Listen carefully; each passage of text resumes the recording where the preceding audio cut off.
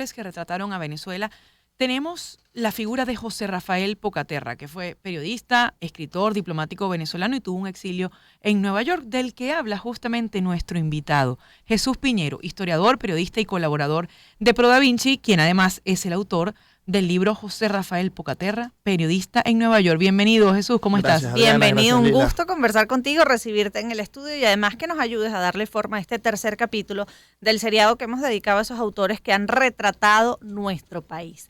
¿Qué se puede decir de la obra de José Rafael Pocaterra como autor? Fíjate, llama la atención, o sea, que la obra de José Rafael Pocaterra, al menos la literaria, pues la periodística se la hizo afuera, toda su obra la hizo en Venezuela. Entonces, evidentemente tenía las circunstancias históricas que lo estaban inspirando y sus 3 novelas, bueno, las 4 novelas, La Casa de los Ávila es su última novela, y los cuentos grotescos, vienen a reflejar esa Venezuela de la primera mitad del siglo XX, esa Venezuela gomecista, de desigualdad, de alguna manera, bueno, según su criterio, vendida a los intereses extranjeros, en este caso de los Estados Unidos. Es una crítica, y de paso no solamente es una crítica en las tramas y en los contenidos que presenta, sino en la forma en la que escribe. Pocaterra siempre trató de escribir muy tosco. Basta leer, por ejemplo, un cuento que se llamó de cómo Panchito Man de Foix Cenó con el niño Jesús. Exactamente.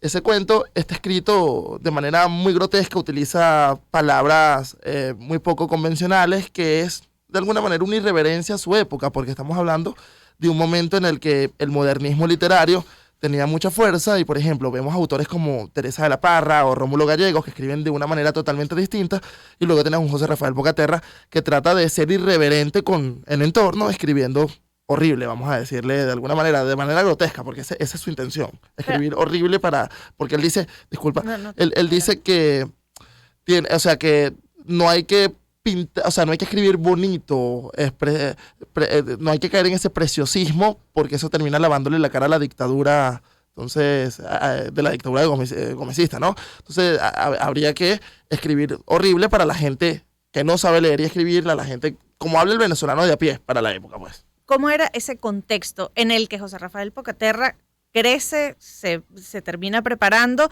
y hace esas obras en nuestro país, convirtiéndose además en una manifestación crítica a esa dictadura gomecista? Sí, bueno, estamos hablando del gobierno más longevo de nuestra historia hasta ahora.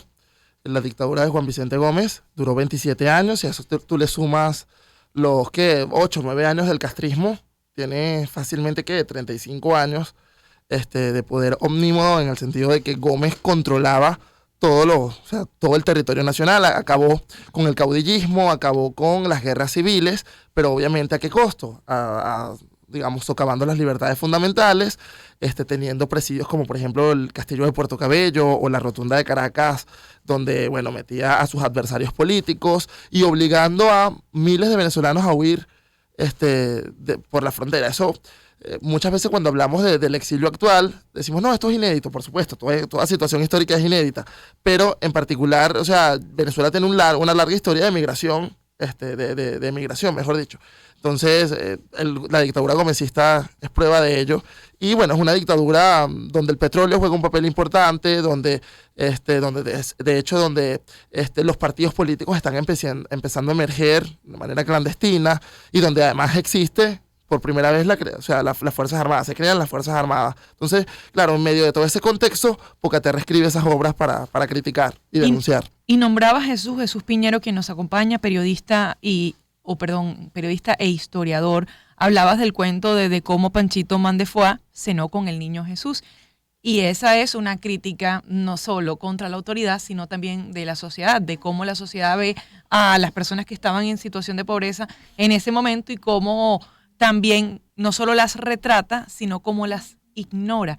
Pero ¿qué otra parte de la obra de Pocaterra podemos decir tiene esa crítica a la sociedad?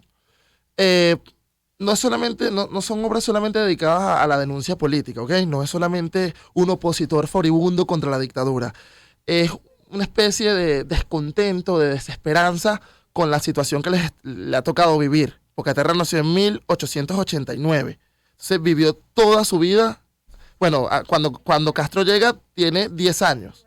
Entonces, toda su vida la ha vivido bajo un gobierno dictatorial. De hecho, hay algo que se destaca en su obra, que es el pesimismo. Esto no vamos a salir de aquí, este país no sirve para nada. Y de hecho, eso está dentro de sus motivaciones por las que decide irse. Obviamente también por la persecución que le tenía el gobierno. Pero, y justamente desde allá critica y se da ese conflicto que vemos hoy en día entre los que se fueron y los que se quedaron.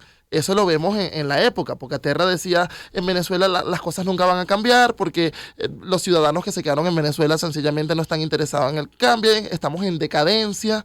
Pues de hecho, de ahí viene su magna obra, es Memorias de un venezolano de la decadencia, que justamente él identifica como la decadencia todo ese periodo.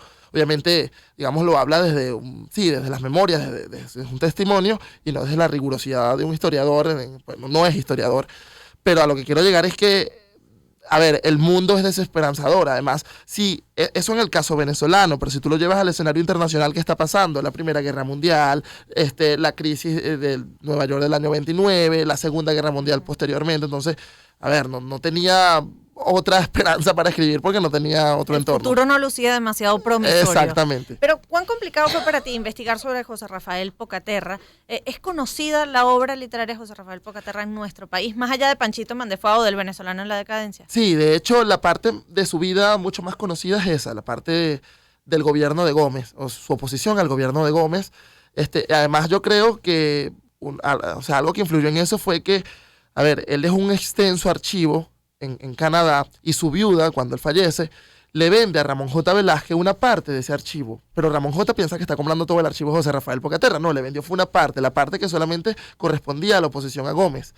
Hay una parte de su archivo que está inédita en Montreal, que es su actuación como funcionario político de López Contreras, de Medina, de Gallegos, de Betancur y hasta de Carlos Delgado Chalbó. Entonces hay una faceta poco conocida de José Rafael Pocaterra, que es eso. Bueno, fue oposición cuando le tocó ser gobierno. Esa parte cuando le tocó ser gobierno es la que estoy investigando para mi tesis doctoral. Mira, en una de las páginas del libro que Jesús Piñero, nuestro invitado, ha titulado José Rafael Pocaterra, periodista en Nueva York, hablas de algunas de las obras y dice, podríamos decir que la novela es un reclamo a la corrupción entre familias pudientes y los políticos. La trama también constituye una sátira a la emergente burguesía provinciana, mostrando la recurrida imagen del diezmado pueblo venezolano, asediado por las enfermedades y la pobreza. Esto se repite en sus otras publicaciones que le siguieron a su obra pionera. Sí, de hecho hay una parte escribí una crónica para Pro Da Vinci de ese episodio, y es que cuando llega la gripe española a Venezuela, lo que se conoce como la gripe española, que llegó en 1918-19, Pocaterra está, bueno, a él lo meten preso en 1919 y se declara la cuarentena, que justamente en medio de ese contexto es cuando matan a cuando muere José Gregorio Hernández.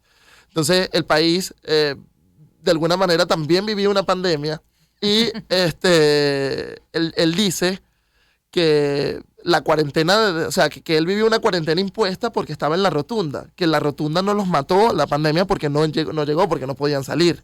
Pero bueno, precisamente por eso, pero estaban encarcelados. Y el testimonio que él hace en la rotunda es totalmente desgarrador. Es una cosa que tú lo lees, yo creo que todos los venezolanos en algún momento deberían leer algunas páginas de Memoria de un venezolano de la decadencia. Comían hasta palomas fritas porque no tenían, se ponían con una china, creo que es que le llaman, sí, y empezaban una gomera a cazar palomas que se paraban en el techo de la rotunda, perdían la noción de tiempo y espacio porque normalmente los calabozos eran muy oscuros, y nada, era un ambiente bastante desolador, y de hecho dice que los presos no podían dormir o por el insomnio o por los gritos de los que estaban siendo torturados. Que también describes en una de esas líneas de este libro, José Rafael Pocaterra, periodista en Nueva York, las formas como eran guindados por los testículos, sí, o por los dedos pulgares, sí, de los pies. Jesús, pero hay un incidente que narras acá, y es el incidente en Nueva York cuando pone en peligro, entre comillas, las relaciones entre Juan Vicente Gómez, las concesiones petroleras y los Estados Unidos, que era parte de la cuna del exilio venezolano en ese momento, la ciudad de Nueva York. Si puedes revivir ese episodio en nuestra historia. Sí, bueno, yo haciendo una investigación que fue mi tesis de pregrado en la Escuela de Historia, que eran los cuentos de José Rafael Pocaterra contra la dictadura gomecista, todas las fuentes que encontraba decían, y se fue a Nueva York y luego se fue a Montreal, pero no explicaba. Como si no pasó nada por ahí. Sí. Agarró una buceta y listo. Sí, y no decían por qué se fue de Nueva York a Montreal. si además estamos hablando del año 1922, Estados Unidos está viviendo esto, los Roaring Twenties, que es esta época de, digamos, de mucho dinero en Estados Unidos, de mucha riqueza. Entonces yo decía, ¿qué motivación pudo haber tenido Pocaterra para irse de Nueva York a Canadá? Entonces, claro, empiezo ya evidentemente no a revisar los archivos, o sea, perdón, los libros, la bibliografía, sino meterme ya con archivos, con memorias de otros personajes de su época, y es que hubo un incidente en Nueva York. Él se va a Nueva York el 4 de julio de 1922. De hecho, se casa al llegar a Nueva York con una persona que conoció en el vapor en el que se fue. Y él empieza a publicar sus memorias que había adelantado en la cárcel en un periódico que se llama La Reforma Social, que era un periódico hispano y que estaba siendo editado en Nueva York. Pero claro, el año 1922 también es el año en el que se otorgan ya oficialmente importantes concesiones petroleras entre el gobierno de Venezuela y el gobierno de los Estados Unidos. De hecho, es el año en el que estalla el Barroso II, que es cuando ya demuestra que el potencial petrolero de Venezuela da para mucho. Entonces, claro, de alguna manera lo que pidió los diplomáticos de Gómez, entre ellos Pedro Manuel Arcaya, ante el gobierno de los Estados Unidos fue, bueno, que hicieran una quesería de bruja a todos estos opositores del gomecismo que estaban denunciando la dictadura en Nueva York. Entonces, claro, empezó a Pocaterra lo cita el fiscal de Nueva York y lo interroga y nada, él siente, supongo que el temor de volver a la rotunda, de ser, no sé, extraditado, regresado, así que decide irse a Canadá donde prácticamente no pasaba nada. Que, por cierto, en textos autobiográficos a los que haces referencia en este libro, José Rafael Pocaterra, periodista en Nueva York, dan cuenta de ese pesimismo y de quizás esa actitud de José Rafael Pocaterra cuando dice que solo luché contra el trágico cotidiano, haciendo referencia a todo el autoritarismo, pero después la existencia me enseñó a tener colmillos y garras y más tarde la piedad humana me ha enseñado a sonreír. ¿Qué pasa en los últimos años de vida de José Rafael Pocaterra? Bueno, llama la atención porque en esa autobiografía también él dice, ya te respondo lo que dice, pero me parece importante, sobre todo por el tópico que se está tocando, y es que él dice también allí, yo escribo y hablo en venezolano, no trato de imitar al modernismo europeo en la literatura. O sea, es algo que me quería destacar de allí. Y claro, ¿qué pasa en sus últimos años de vida? Bueno, pasa de ser un opositor exiliado del gobierno a ser llamado nada más y nada menos que por Eleazar López Contreras para que presida el Ministerio de Comunicaciones que había sido creado. Luego se convierte en senador de la República. Luego se convierte le llamaban así en ese momento, presidente del Estado Carabobo. Sí. Hoy gobernador del Estado Carabobo. Y luego, nada más y nada menos que le toca ser diplomático en la Segunda Guerra Mundial en Gran Bretaña.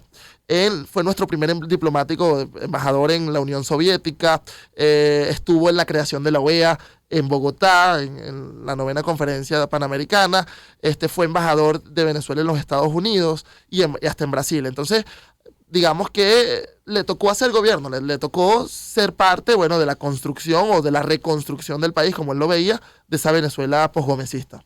Jesús, muchísimas gracias por haber estado con nosotros hoy estos minutos en Zona de Éxitos para recapitular cuáles serían quizás 3 obras fundamentales que retratan a Venezuela y que podríamos invitar a nuestros oyentes a leer de José Rafael Pocaterra. Mira, los cuentos grotescos, creo que es la primera, son cuentos muy cortos y bastante sencillos. Memorias de un venezolano de la decadencia y La Casa de los Ávila. Porque hay otras 3 novelas que son Vidas Oscuras, Política Feminista y Tierra del Sol Armada, pero que son más locales, pero en el sentido global, estas que te acabo de mencionar. Gracias a Jesús Piñero, periodista, historiador y autor de José Rafael Pocaterra, periodista en Nueva York, editado por la Fundación Bancaribe y fue premio de Historia Rafael María Baral. Gracias, Jesús. Gracias a ustedes. Ya son las 10:36 de la mañana. A esta hora